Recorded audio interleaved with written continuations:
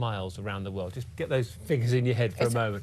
In an attempt it's a staggeringly long way. That was an attempt to break the record for the fastest circumnavigation of the planet on a bicycle. Not happy with that feat. He plans to do it again, but this time in just 80 days. Mark is here, dressed in all the gear appropriately. Are you leaving now? Not quite. No, not imminently. But I am doing a massive training ride starting at 4 a.m. tomorrow morning, which is why I'm suited and booted, ready to go. Of course, why not? Before we talk to you properly, we're going to have a look at you in action. I don't know how many people have been to the darkest places of endurance sport, because that is a hole that is hard to put into words.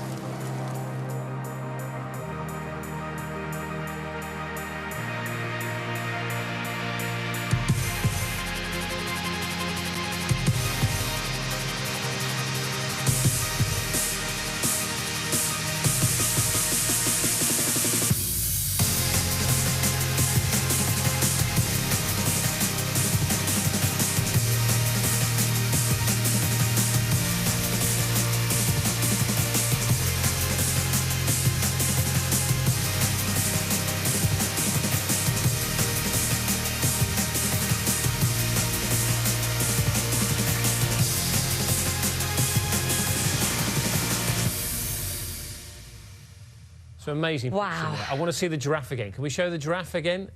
Talk to us about this, Mark. Where did this happen when you're riding alongside the giraffe? Yeah, that's Botswana. And so the last world record I set was Cairo to Cape Town, length of Africa. And for me, that was a training ride to get back to the world. So what we're about to do this year, the World in 80 Days, has been 3 years in the planning. And this 6,000-mile ride was sort of year one. And then here we are, we're about to launch. OK, so going around the world in 80 days is still quite a feat, let alone doing it on a bicycle. Yeah, I mean, I know what I'm getting into. I cycled around the world 10 years ago, but we are slightly comparing apples and pears, because 10 years ago it was fully unsupported, wild man style, trying to find clean water, a safe place to sleep.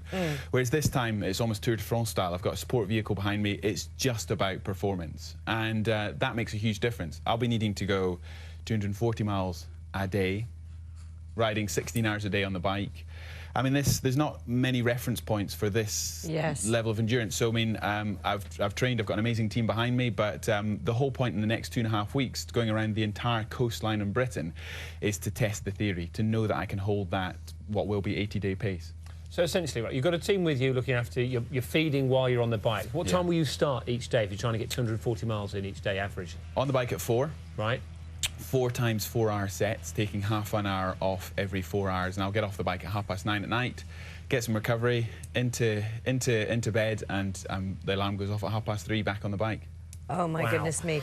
And I mean, there's so many. You know, you've got to be extremely fit going into this. There's so many things to think about. You know, just getting the amount of calories that you've got to eat. How will you be doing that?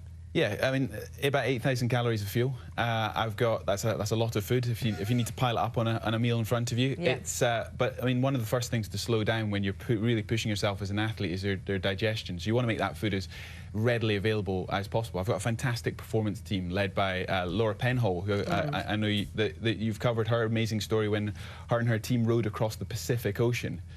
But she's also a team, just stepped down as a Team GB physio, so absolutely top of her game, knows exactly what I need. So that performance side of things, led by Laura, is absolutely critical, because my job this time around is actually much simpler. I just need to turn the pedals and ride the bike, whereas I'm used to sort of being out there and doing the sort of the wild man adventure. So you start, it's Paris you start, is that right? And then what's the route that you take then? So the race around the world starts from Paris, July the 2nd, and I go to Beijing, so Europe, Russia, Mongolia, China, across Australia, up New Zealand, across North America from Anchorage, and then the final sprint finish is Lisbon through Madrid, back to Paris. So you have to do more than 18,000 miles, and you have to go through 2 points on the opposite side of the planet. I mean, you know, I've got some idea of what it's like to cycle 50 miles. I've done, I think, 130 in a day. I mean, it is 240 a day is a staggering amount. Yes, I mean, I was a 12-year-old boy who cycled across Scotland, and 2 decades later, I believe you can cycle around the world in 80 days. So this is not, I've not rolled out of bed and thought this sounds like a good idea. I understand what I'm taking on. It scares me. It's hugely intimidating, but this is me putting all chips on the table. I believe this is possible. And what a what an interesting leap in performance. I mean, the current record is 123 days. Can you get around the world in 80? Well, we'll soon see, won't we? And what are you most worried? You say you're nervous, which is the right thing to be, isn't it? What are you most worried about? I mean, I guess I put a lot of pressure on myself in terms of performance. I need to stay fit and healthy. But the big concerns really around the world are leg one, through to Beijing. The border crossings, the unknowns, that's the part of the world that I don't know. Once we get to Australia, it's a far straighter bike race. Very good luck to you. And we just must mention Mike Hall as well, who you knew, he was an inspiration to you, and he was killed in Australia this weekend. So many people have been paying tribute to him and what he did as well. Yeah, Mike was a big name in ultra-endurance cycling. 10 years ago, I cycled around the world. Mike went for that same record and broke my record a number of years later. Very quietly spoken guy, a real inspiration, and got a lot of people out there, you know, passionate about exploring the world on two wheels. So, you know, sending, you know, our thoughts to his friends and family in this very tough time, because he was out there doing what he loved, racing across Australia.